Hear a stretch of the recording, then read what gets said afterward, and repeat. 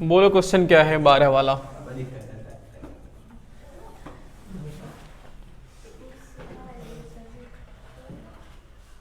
बोलो मिस्टर धीरज। मिस्टर धीरज। हाँ हाँ, क्वेश्चन बताओ। अब बोलिए तो क्या हो जाएगा उससे। आकृति में दो संकेंद्रीय वृत्तों, आकृति में दो संकेंद्रीय वृत्तों संकेंद्रीय वृत्तों जिनकी त्रिज्याएं 7 सेंटीमीटर तथा 4 सेंटीमीटर है। ये त्रिज्य खंड दिखाए गए हैं। छायांकित क्षेत्र का क्षेत्रफल ज्ञात कीजिए। क्षेत्रफल ज्ञात कीजिए। ओके, तो ऐसे बना हुआ कुछ।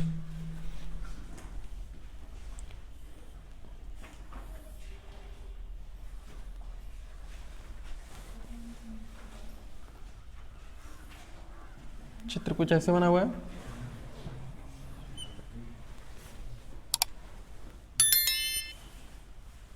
ऐसे बनाएगा ना, ये छायांकित भाग है ना।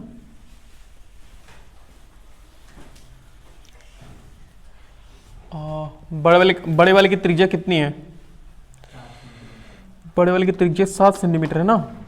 यानी कि देखो 7 सेंटीमीटर, आइए 7 सेंटीमीटर यहाँ से लेकर के यहाँ तक है, और ये 4 सेंटीमीटर है।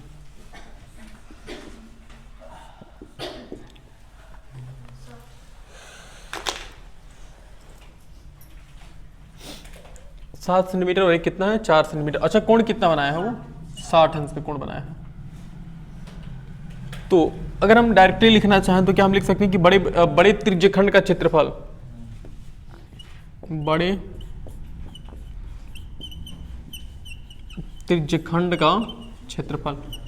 तो हमने याद करो एक सूत्र बताया था ना, अगर नहीं तो अच्छा तुम बताओ, जब 60 अंश के लिए तो जैसे जितना भी अंश कोण दिया ना उसको उससे भाग करो। देखो उसको 360 से भाग करो, 360 में उससे भाग करो। जितना अंश कोण दिया रहा है, जितना अंश दिया रहे, जो भी कोण दिया रहे उसको उससे किस में भाग देना है? 360 में। तो 360 में अगर हम 60 से भाग देंगे तो कितनी बार जाएगा? 6 बार। तो बस सिंपली ऐसे लिख सकते हो कि पाई आर स्क्वायर बट्टे कितना? 6 हो गया। और बड़े त्रिज्यखंड का क्षेत्रफल है तो त्रिज्या भी कौन सी यूज करोगे? बड़ा वाला ना। तो 22/7 और गुणे आर का मतलब कितना है? 7। तो 7 गुणे 7 तभी तो 7 स्क्वायर होगा ना। और पूरी का बट्टे कितना है? 6। तो 6 ऊपर जाएगा कि नीचे ही रहेगा? भाई बड़े बट्टे के ऊपर एक बट्टा है, बड़े बट्टे के नीचे एक बट्टा है। तो अंदर अंदर का गुणा, बाहर बाहर का गुणा। तो हो जाएगा 22 गुणे 7 गुणे 7 और बट्टा 7 गुणे 6। तो 7 से 7 क्या हुआ? कट गया। 7 से 7 कटा और 2 तिया 6 और 11 दूना 22। तो 11 सत्ते कितना हो गया? 77। 11 सत्ते 77 हो गया। और बट्टा कितना? 3। तो 3 दूना 6 1 7 और 3 5 15 2 17। बोलो। तो 3 5 15 2 बचा हुआ ना, 10 लगा हमने 0 बढ़ा दिया। 3 छके 18 2 20, 3 छके 18 2 20, इतना आएगा ना। तो 0.67, इसे 6 6 बार आएगा। तो इसको हटाने के लिए हम 7 लिख सकते हैं ना यहाँ पे। 7 इतना क्या सेंटीमीटर स्क्वायर होगा ना। ये किसका क्षेत्रफल निकला है? ये बड़े त्रिज्यखंड का क्षेत्रफल निकला। हमें इस छायांकित भाग का क्षेत्रफल निकालना है ना। तो बड़े त्रिज्यखंड में से क्या करेंगे? छोटा वाला त्रिज्यखंड घटा देंगे तो ये मिल जाएगा ना। ओके, अब छोटे त्रिज्यखंड का क्षेत्रफल निकालेंगे। अब छोटे त्रिज्यखंड में जो ये केंद्र कोण बना वो भी कितना है? वो भी उतना ही है ना। तो छोटे त्रिज्यखंड का क्षेत्रफल, इसका भी सूत्र सेम बन जाएगा ना। यानी कि पाई आर स्क्वायर बट्टे कितना? पाई आर स्क्वायर बट्टा 6। तो 22/7 गुणे आर कितना है? इस बार 4 है ना। तो बट्टे 6 ही कर देते, दिक्कत तो नहीं होगी ना। आखिर 6 देखो घूम फिर के ही आएगा। तो भाग कराते हैं। तो 2 तिया 6 और 2 दूना 4। तो ये मेरे ख्याल से कटेगा नहीं ना। तो इसको 3.4 कर लिया जाए क्या यहीं पे? बोलो। और 4 दूना 8, 8 बट्टा क्या करते हैं? 3। तो 3.14 और गुणे 3 से भाग करते हैं। तो जब 3 से भाग करेंगे कितना हो जाएगा? 3 दूना 6 बचेगा 2, 3 6 18 2 20, फिर इतना आएगा ना। तो इसको गुणा करा लेते हैं, यानी कि 3.14 और 2.67, तो गुणा कराएंगे तो 14 7 98 होता है ना, 4 7 28, 7 7 2 9 और 7 3 21, 6 चौके 24, 6 6 2 8 और 6 3 18, तो 2 चौके 8, 2 2 2 3 6, 2 3 6 होगा ना ये, तो हो जाएगा 8 और 9 4 13, 8 8 16, 1 17, 1 18, 8 2 10, 2 12, 1 13 और 6 1 7 1 8। दशमलव हम कितने अंक बाद लगाएंगे? 4 अंक बाद लगाएंगे, यानी हो गया हमारे पास 8.38 सेंटीमीटर स्क्वायर। बाकी दो छोड़ सकते हैं ना, दशमलव के 4 अंक तक लेने की कोई ज़रूरत नहीं है। अब छायांकित भाग का क्षेत्रफल कैसे निकलेगा? अगर हम बड़ी त्रिज्यखंड के क्षेत्रफल में से छोटे त्रिज्यखंड के क्षेत्रफल को निकाल दें तो छायांकित वाला भाग ही तो बचेगा। तो अब छायांकित भाग का क्षेत्रफल, छायांकित भाग का क्षेत्रफल, छायांकित भाग का क्षेत्रफल का सूत्र क्या बन जाएगा? बड़े त्रिज्यखंड का क्षेत्रफल, बड़े त्रिज्यखंड का क्षेत्रफल माइनस छोटे त्रिज्यखंड का क्षेत्रफल। तो बड़े का कितना है? बड़े का हमारे पास 25.67 माइनस ऑफ छोटे का कितना है? 8.38। ओके, माइनस करेंगे कितना हो जाएगा? देखो 25.67 में से घटाएंगे 8.38, तो 9 8 17 और 3 2 5 और 8 6 14, बचेगा 1, 16 दशमलव कितना हो गया? 29 सेंटीमीटर स्क्वायर। ये होगा, नोट कर लो।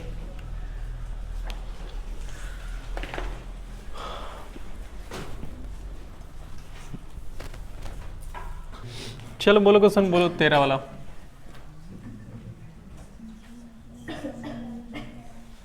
बोलिए क्या है राजकुमार, मिस्टर प्रिंस, बोलिए। एक वृत्तखंड चतुर्थांश का क्षेत्रफल ज्ञात कीजिए। वृत्तखंड के चतुर्थांश का क्षेत्रफल ज्ञात कीजिए।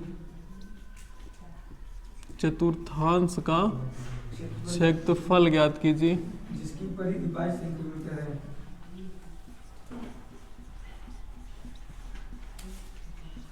जिसकी परिधि 22 सेंटीमीटर है। ओके, बालिकाओं बताओ चतुर्थांश क्या होता है?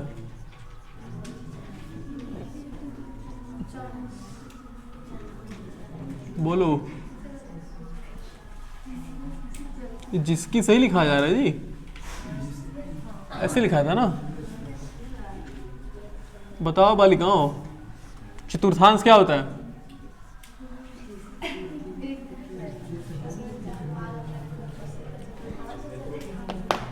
बोलो, आपने बतिया रहे, बोलो क्या है? बोलो शिवानी, चतुर्थांश क्या है? उसके बाद खुशी बताइए, आप बताइए चतुर्थांश क्या है? तुम बताओ, क्या नाम है? विद्या।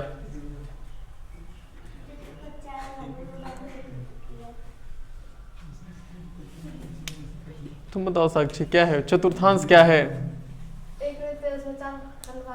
मतलब बांट के जब चौथा भाग रहेगा उसको। आप बताइए, बालकों को बताना चाहे चतुर्थांश क्या होता है?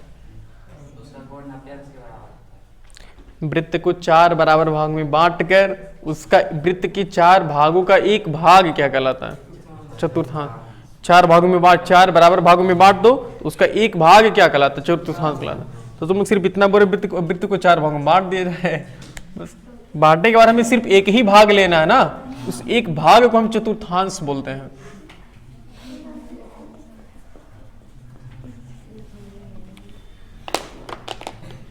देखो हमारे पास एक वृत्त है जिसकी परिधि कितना दिया हुआ है? परिधि 22 सेंटीमीटर दिया ना, जो कि परिधि बराबर दिया 22 सेंटीमीटर। बताओ परिधि का सूत्र क्या होता है? परिधि का सूत्र होता है 2 pi R, 2 pi R equal to 22। Pi का मान कितना होता है? 22/7 गुणे आर बराबर 22। 22 से 22 निपट गया, तो 2 गुणे आर कितना? 2r/7 हो जाएगा ना। बराबर कितना है? 1 है, तो 3 गुणा कराओगे कितना हो जाएगा? तो 2r बराबर कितना 7, तो r बराबर 7/2, बात नहीं करो जी, 7/2 सेंटीमीटर है ना। तो हमें ये परिधि मिल गई, और हम परिधि क्या, त्रिज्या मिल गई ना। अब देखो किसी भी वृत्त में अगर त्रिज्या मिल गई तो समझ जाओ कि तुम सब क्वेश्चन लगा सकते हो, बस अगर त्रिज्या मिल जाए तो चतुर्थांश का क्षेत्रफल ज्ञात कीजिए जिसकी परिधि, हमें चतुर्थांश का क्षेत्रफल निकाला है ना। देखो लेकिन चौके पहले चतुर्थांश का क्षेत्रफल। अच्छा बताओ चतुर्थांश में कितने अंश का कोण बनता है, 90 अंश। तो 90 से भाग करो 360 में, 4 बन जाएगा ना। तो सूत्र क्या बन जाएगा, पाई r स्क्वायर बट्टा 4, सोच पा रहे हो। तो पाई का माने 22/7 गुणे r का मतलब कितना है 7/2, तो 7/2 को हम कितनी बार लिखेंगे, 2 बार। और ये सोचो तो गुणे बट्टे 4 कहाँ, ये नीचे रहेगा ना।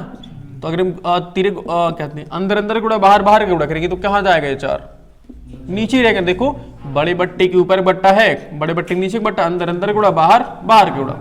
तो रहेगा 22 गुणे 7 गुणे 22 गुणे 7 गुणे 7 गुणे कुछ नहीं बट्टा 7 गुणे 2 गुणे 2 गुणे 4, ये होगा। गुणा कराते हैं, 7 से 7 निपट गया, 2 गिरे 22, हाँ 3.5 दूना 7, बोलो सही है 3.5। और उसके बाद 4 यानी कि 11 से गुणा कर लो, 11 से गुणा करेंगे 11 तियाँ 55, 11 तियाँ 33, 385 होगा ना। तो 38.5/4, तो 4 9 36, हाँ 4 9 36 बचेगा कितना, 2 बचेगा ना। और 4 छक्के 24, 1 बचेगा, और 4 दूना 8, 4 पच्चे 20, इतना सेंटीमीटर स्क्वायर। सही है, ये हमारे चतुर्थांश का क्षेत्रफल निकल गया। बस नोट करिए और क्या।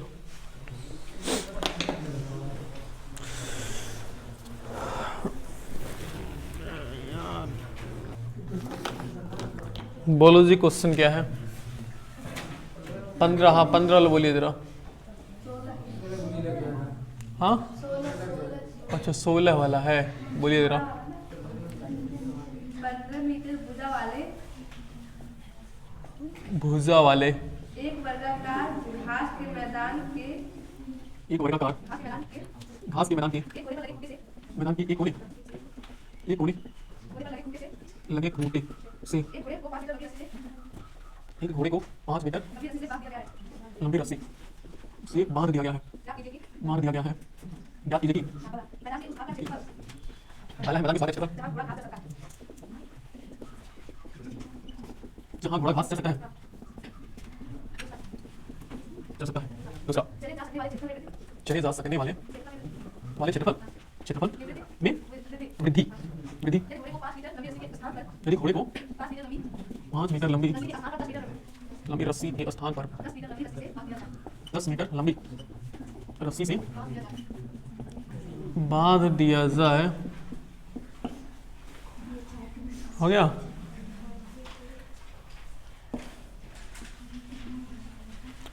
देखो क्वेश्चन थोड़ा है मजेदार।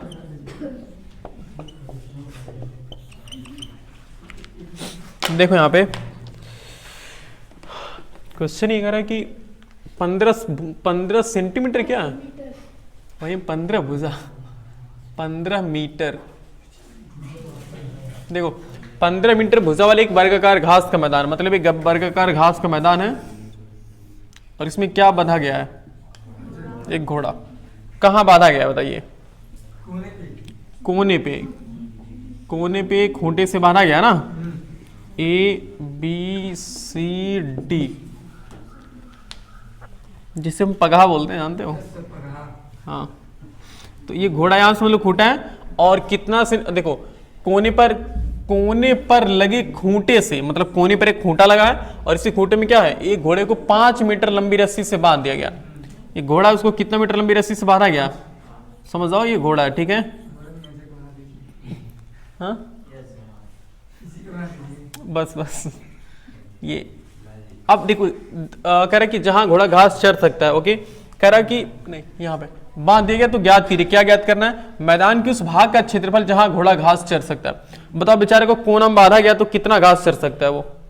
अब इतना राउंड से घूमेगा ना जी, इतना ही सिर्फ घास है तो इतना ही तो चर सकता है वो। अब ये वर्ग है, वर्गाकार है ना, तो वर्ग की भुजा क्या होती है, सभी बराबर होती है और सभी कोण कितने अंश के होते हैं, 90 अंश के। तो ये भी कोण कितना होगा, तो क्या तुम्हें नहीं लग रहा है एक चतुर्थांश है ये वाला, चतुर्थांश है ना ये। तो सिर्फ इतना, यानी कि अगर देखो तो एक चतुर्थांश के बराबर घोड़ा घास चर सकता है ना, वो भी कितना मीटर त्रिज्या वाले, 5 मीटर त्रिज्या वाले ना, क्योंकि उसकी जो रस्सी है, रस्सी की लंबाई सिर्फ कितनी है, 5 मीटर। तो 5 मीटर की दूरी में जितना भी घूम सकता है ऐसे, उतना घूम कर घास चर सकता है वो। तो मैदान के उस भाग का क्षेत्रफल हमें निकालना ना, तो पहले वाले का आंसर तो सिंपल हो जाएगा। अगर हम देखें पहले वाले के लिए, तो पहले वाले के लिए त्रिज्या बताओ कितनी है, 1 मिनट। पहले वाले के लिए त्रिज्या कितनी है, जो उसके रस्सी की लंबाई वही त्रिज्या हो जाएगी ना, तो त्रिज्या हमारे लिए 5 मीटर है। ओके, और हाँ बस, तो क्षेत्रफल कितना होगा जी,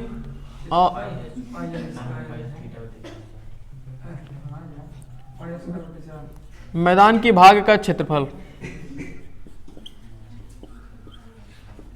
कितने भाग का क्षेत्रफल, जितने भाग में घोड़ा घास चढ़ सकता है ना, तो 90 से भाग करो 360 में, 9 चौके 36, तो पाई आर स्क्वायर बट्टा कितना 4 हो गया। तो सबका मान रखेंगे तो मेरे ख्याल से दशमलव में आएगा, पूरा अच्छे से दशमलव में आएगा। तो पाई का मान कितना होता है, 3.14 होता है, और 5 के आर मतलब 5 है ना, तो 5 गुणे 5 बट्टा 4, तो 5 × 5 = 25। अब ये बकवास होता है क्योंकि अच्छा वैल्यू दे देना चाहिए, आराम से कट पीट कर बराबर हो जाए। हाँ, पाई का मान बस रख दें, नहीं यार आके हमें तो हमें पूरा आंसर निकालना है ना। तो 14 × 5 = 70, 5 × 15, 14 × 28, 2 × 3 = 6, 0 8 7 15, 5 2 7 1 8, 6 1 7, 78 500, तो हो गया 78 500 बट्टा 4। दशमलव कितने के बाद लगेगा, 2 अंक बाद ना, यहाँ पर लगेगा। अब फिर 4 से भाग कराओ, तो अब इसको इसे कर लेंगे ना, देखो 4 × 1 = 4, बचेगा 3, 4 × 9 = 36, बचेगा 2, दशमलव लगा दिया हमने, 4 × 6 = 24, बचेगा 1, 4 दूना 8, 4 × 25 = 20। इतना मीटर स्क्वायर की सेंटीमीटर स्क्वायर, मीटर स्क्वायर ना जी, क्योंकि त्रिज्या किस में दिया था बोलो, त्रिज्या हमारा मीटर में दिया, तो हम क्षेत्रफल भी किस में निकालेंगे, मीटर में ही निकालेंगे ना। ओके, तो आंसर हो गया पहले वाले का ये, इतने, यानी कि घोड़ा इतने भाग में, कितने भाग में, यानी कि 19.625 मीटर स्क्वायर के क्षेत्रफल का घास चर सकता है। उसके बाद के क्षेत्रफल के घास को वो नहीं चर सकता, क्यों, क्योंकि रस्सी की लंबाई नहीं है। समझ रहे हो, उसके लिए क्या करना पड़ेगा, घोड़े को तुरा के भागना पड़ेगा ना। अच्छा, दूसरे बारे में मालिक दया कर दिया, मालिक, हाँ मालिक थोड़ा दयालु था, उसने क्या किया, कहा कि चलो भाई अब इतना चर चुका ना, तब ये हल्ला कर रहा था, तो उसके बाद कितना और बढ़ा दिया गया, 5 मीटर बढ़ा दिया गया। तो यानी कि अब त्रिज्या बताओ कितनी हो गई, अब त्रिज्या हो गई 10 मीटर, तब घोड़े के लिए थोड़ा और जगह मिल गया 10 मीटर। तो फिर कह रहा है कि बताओ चरे जा सकने वाले क्षेत्रफल में वृद्धि, अच्छा वृद्धि पूछा है सिर्फ, तो बताओ अगर मान लो 5 मीटर में यहां पर आ गया, तो ये पूरा इतना भाग ऐसे चलेगा ना, तो कह रहा है कि कितना उसके भाग में वृद्धि हुई, सिर्फ वृद्धि बताना हमें, तो पूरा बस इतना घटा देंगे ना जी, तो वृद्धि निकल जाएगा। ओके, अब त्रिज्या इतना है, तो चरे जा सकने वाले भाग का क्षेत्रफल, चरे जा सकने वाले भाग का क्षेत्रफल मतलब घोड़ा कितना घास चर सकता है, यही तो है ना, चरे जा सकने वाले भाग का क्षेत्रफल। सूत्र क्या होगा भाई, वही सेम होगा ना भाई, 90 अंश का कोण ही तो बन रहा है ना जी, तो एक चतुर्थांश का क्षेत्रफल सूत्र क्या बनेगा, पाई आर स्क्वायर बट्टा 4। तो फिर मान रखना पड़ेगा, तो 3.14 रखेंगे, और r का मतलब कितना हो गया 10, तो 10 गुणे 10 बट्टा 4, कहाँ गया 4, तो चलो अच्छा 0 है, कोई दिक्कत नहीं। तो 2 जीरो, देखो 2 जीरो है ना, तो दशमलव को 2 अंक बाद शिफ्ट कर देंगे ना, तो कितना हो जाएगा 314 हो जाएगा, जब 10 से गुणा कराओगे तो 31 हो जाएगा, जब 10 से फिर गुणा कराओगे तो 300 हो जाएगा। तो मेन ये रूल होता है गुणा कराने का कि एक के बाद जितना जीरो होता है दशमलव उतनी बार उतना अंक क्या हो जाता है, आगे चला जाता है, दाहिने तरफ चला जाता है। तो 2 जीरो है तो दशमलव दाहिने 2 अंक दाहिने तरफ चला जाएगा। तो 314 बट्टे कितना हो जाएगा, अब भाग करेंगे तो 4 सते 28, तो बचेगा 3 34, 4 बट्टे 32 बचेगा 2 और 4 पच्चे 20। इतना मीटर स्क्वायर होगा ना, ये इतना मीटर स्क्वायर नए भाग का नहीं, मतलब पूरे भाग का क्षेत्रफल मिला करके है ना। तो अब वृद्धि में कितना वृद्धि हुई, यानी कि अब वृद्धि निकालेंगे तो इसमें से इसको घटा देंगे ना, यानी कि लिखेंगे चरे जा सकने वाले भाग में वृद्धि, चरे जा सकने वाले भाग में वृद्धि बराबर कितना होगा, बराबर होगा 78.5 माइनस कितना 19.625 होगा ना। तो 78.500 और 19.625, तो 5 5 10 7 2 9 6 8 6 14 9 8 17 5 1 6 58.875 58.875 मीटर स्क्वायर। मतलब इतना अगर हम 5 मीटर उसके रस्सी की लंबाई को हमने 5 मीटर और बढ़ा दिया तो क्षेत्रफल कितना और बढ़ गया, क्षेत्रफल 58.875 मीटर स्क्वायर बढ़ गया ना। नोट कर लो भाई।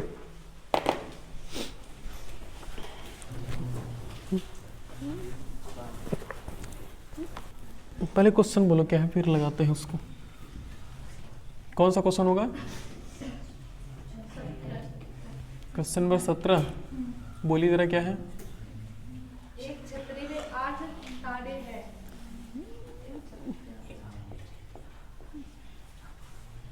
में 8 ताने हैं जो बराबर दूरी पर लगे हुए हैं।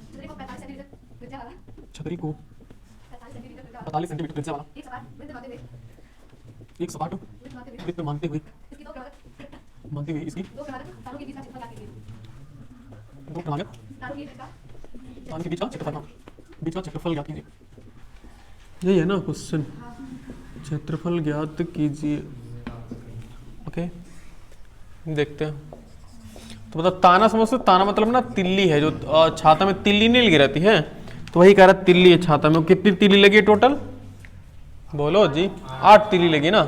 देखो ये 8 तिल्ली हम लगाते हैं, 1 2 और मेरे ख्याल से ना ऐसे होगा जब 8 तिल्ली है।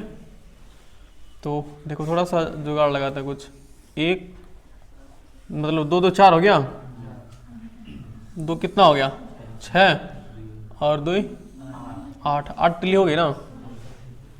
ओके अब इसमें इस तरह से क्षेत्रफल बना हुई है।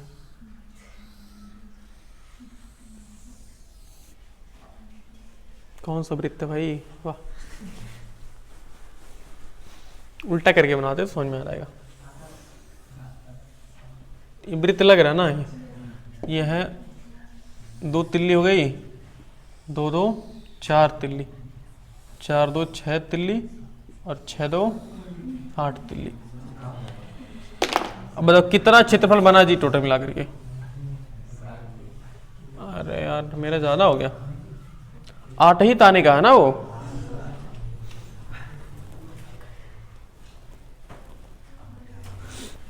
एक छतरी में 8 ताने हैं जो बराबर दूरी पर लगे हैं।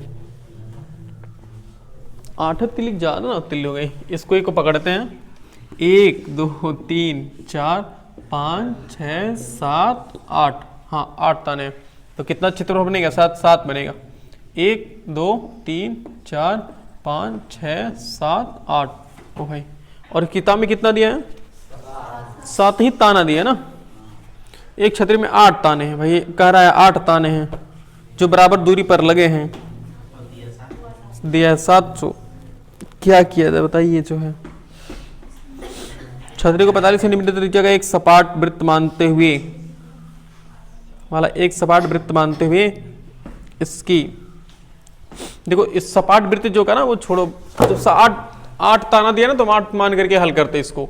देखो ये जो कहा ना यहाँ पर कि हाँ 45 सेंटीमीटर त्रिज्या वाले एक सपाट वृत्त बांधते हुए, इसका मतलब समझ रहे हो? सपाट मतलब समझते हो? जैसे छाता कभी कभी पलट जाता ना, उल्ट जाता तो बिल्कुल सीधा हो जाता ना, तो ये कह रहा सपाट छाता, तो कह रहा है उसको हम सपाट वृत्त माने, एकदम बिल्कुल एकदम प्लेन वृत्त माने, समझ रहे हो? छाता बिल्कुल उल्टे एकदम सीधा होकर प्लेन हो गया, तो कह रहा है उसको अगर हम प्लेन माने और जिसका त्रिज्या कितनी है 45 सेंटीमीटर, तो इसकी 2 क्रमागत तानों, मतलब एक ताना ये दूसरा ताना ये, 2 क्रमागत तानों के बीच का क्षेत्रफल ज्ञात कीजिए कि कितना क्षेत्रफल है। तो इतना तो क्षेत्रफल होगा ना, और 8 ताने, तो सभी तानों का 8 ताने लगे हैं और सभी तानों की लंबाई बराबर है। इसका मतलब कि हर 2 तानों के बीच का जो क्षेत्रफल होगा, क्षेत्रफल क्या होगा? बराबर होगा ना, सबके लिए बराबर क्षेत्रफल होगा। तो देखो आसान है, बस थोड़ा सा पहले नया क्वेश्चन था। चूंकि त्रिज्या बराबर कितना है बोलो?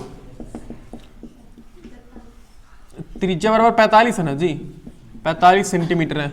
ओके, और 8 ताने लगे हैं। ओके, प्रत्येक तानों के बीच 2 क्रमागत तानों के बीच का क्षेत्रफल देखते हैं। 2 क्रमागत तानों के बीच का क्षेत्रफल। अब मुझे बताओ, तो अच्छा बताओ हर एक के बीच कितना इसका कोण बनेगा? हमने सूत्र क्या पढ़ा है? पाई आर स्क्वायर थीटा बट्टी 360 पढ़े थे ना। तो पाई आर, अभी रुक जाओ, थीटा कितना होगा जी? सोचो टोटल कितना स्कोर बनता है? 360 बनता है ना। तो 360 को हम कितने बराबर भागों में बांटेंगे? 8 बराबर भागों में बांटेंगे ना। देखो 3 3 6 2 8, तो कितना रहेगा? देखो लिखेंगे उसके लिए ना, मुझे एक और चीज लिखना है। हाँ, 2 तानों के बीच कोण, 2 क्रमागत तानों के बीच, 2 क्रमागत तानों के बीच का क्षेत्रफल,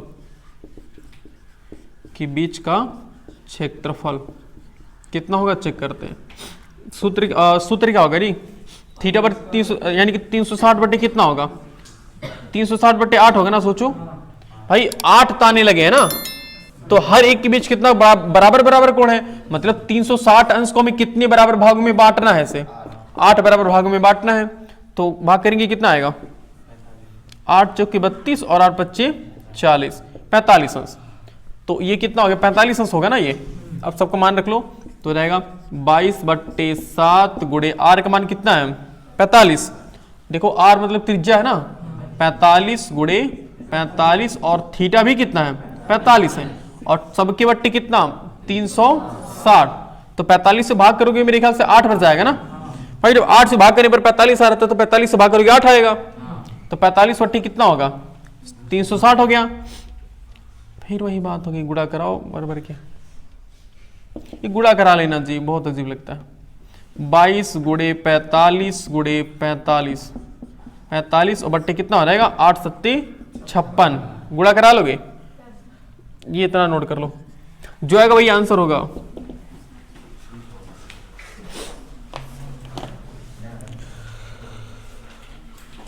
हाँ।